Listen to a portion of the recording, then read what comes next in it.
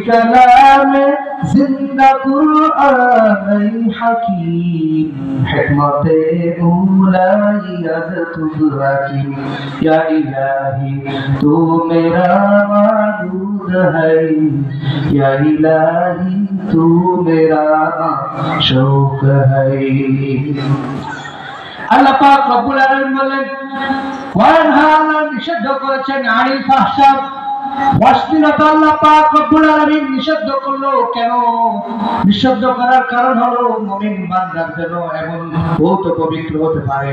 কারণটা কি? কেন পবিত্র হবে মুমিন বান্দা? মুমিন বান্দার শরীরটা কেন এত পবিত্র? মুমিনের রক্ত এত কেন পবিত্র? আল্লাহ পাক রব্বুল আলামিনকে আপনি বিশ্বাস করে নিয়েছেন কালিমা পড়ে লা ইলাহা ইল্লাল্লাহু মুহাম্মাদুর রাসূলুল্লাহ সাল্লাল্লাহু আলাইহি ওয়াসাল্লাম। এই কালিমা যখন আপনি জবান দিয়ে পড়েছেন, অন্তর দিয়ে যখন বিশ্বাস করেছেন, আল্লাহ পাক রব্বুল আলামিন আপনার এই শরীরের রক্তকে আল্লাহ পাক রব্বুল আলামিন तमाम পৃথিবীর মানুষের জন্য হারাম করে দিয়েছেন।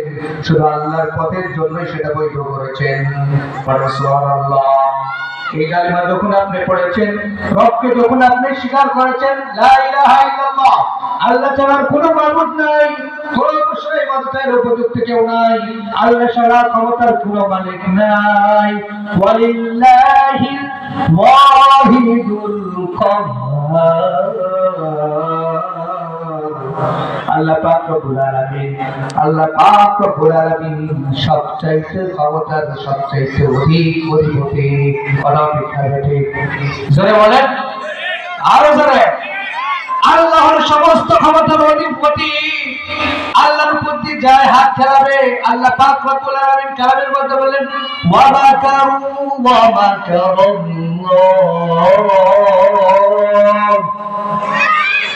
ওয়াল্লাহু খায়রুল মাকিরিন।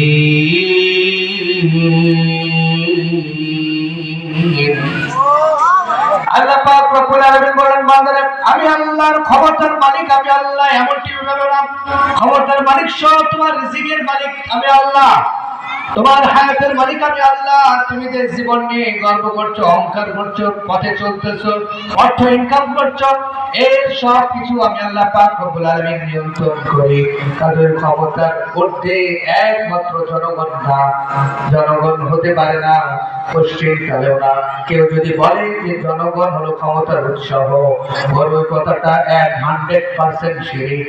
ক্ষমতার মালিক তিনি কে? আরো যারা বলেন তিনি কে?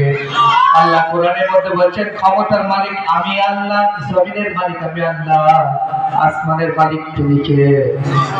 আসতে বলেন, আরো আসতে। শাসি ভাবেরা কি নিষেধ করিস নাকি আল্লাহর নাম হচ্ছে?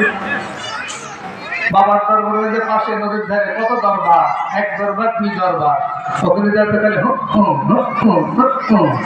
কি বলতেছেন কিছু জানেন, আল্লাহ সব শেষ। ওখানে খুব শক্তি বাড়া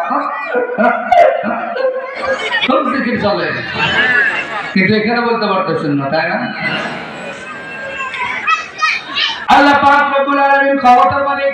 ওই আল্লাহ বান্দাকে কেন এটা অশ্লীলতাকে কেন আল্লাহ পাক রব্বুল আলামিন মানুষের জন্য হারাম করলেন? কারণ হলো আল্লাহ হলো পবিত্র। আল্লাহ কি করে বলেন? আরো ধরে বলেন আল্লাহ কি? আরো ধরে বলেন আল্লাহ কি? চিল্লে বলতে পারবেন না? আল্লাহ কি বলেন না জোরে? পবিত্র না পবিত্র? আল্লাহ হলো পবিত্র। আল্লাহ যেমন পবিত্র, জান্নাত যেমন পবিত্র, আল্লাহ পাক রব্বুল আলামিন এই উম্মতকে পবিত্র করে নিয়ে, পবিত্র শরীর তৈরি করে নিয়ে, ঈমানের দিক থেকে মনটা হলো পবিত্র, রক্ত হলো পবিত্র, মাংস হলো পবিত্র, মাথাটা হলো পবিত্র। আল্লাহকে সিজদা দিতে যাচ্ছেন মসজিদে, সেই অবস্থাটাও আপনাকে পবিত্র অর্জন করে যাওয়া লাগে। কথা বলেন ঠিক না বেঠিক?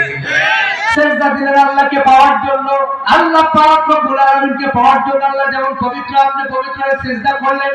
আমার আল্লাহ পাক রব্বুল আলামিনকে যদি বান্দা একটা সিজদা যদি করে, আল্লাহ পাক রব্বুল আলামিন বান্দার এক না 70 বছর, মনে করেন আপনার হায়াত দিয়েছেন আল্লাহ, 70 বছর পরে যদি একটা সিজদা কবুল করে, আল্লাহ পাক রব্বুল আলামিন ওই বান্দাকে জান্নাত দান করে। পড়ে সুবহানাল্লাহ।